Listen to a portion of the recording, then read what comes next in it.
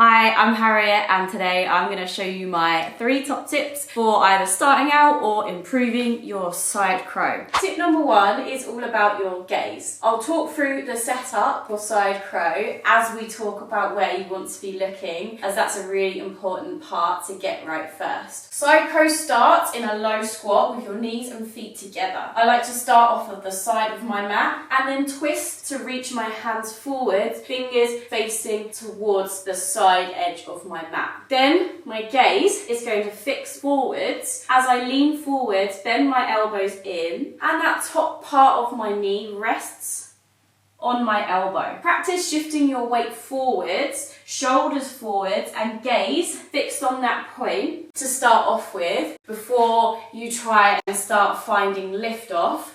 As with side crow, you want it to be a lift, never jumping. Tip number 2 is all about having chaturanga arms, so elbows drawing in towards your ribs and back as you lean forward and keep your gaze forwards into your side crow position. Starting in my low squat, my gaze looks forwards towards the front of the mat, elbows in, and start to bend them as you lean forwards. Top of your knee rests above your elbow. As you lean forwards, shift forwards and lift your heels up and off, keeping that bend in your elbows and your gaze looking forwards to help you counterbalance the weight of your legs coming up behind you. Tip number 3 is all about your legs in side crow. You can use a block to elevate your feet, and also we'll talk about the things you need to remember when you're leaning forwards and shifting your weight forwards. So you can start with your feet up on a block to help you up into that first part of the pose. Knees facing towards the side edge of your mat. The top of your knee comes to rest on your elbow. As you do tip number 2, bend your elbows in and think about chaturanga arms. As you lean forwards, the cues you want to think about with your legs are squeezing your knees together and pulling your heels in towards your bum. Those are my 3 tips for improving or getting your first side crow pose. Tip number 1, think about your gaze. Always look forwards and shift your weight forwards. Tip number 2, think chaturanga arms, elbows in and draw back. And tip number 3 is raise your feet using a block and think about squeezing your knees together and pulling your heels up and in towards your bum. Let me know if there's any other poses you would like me to go through. Like and subscribe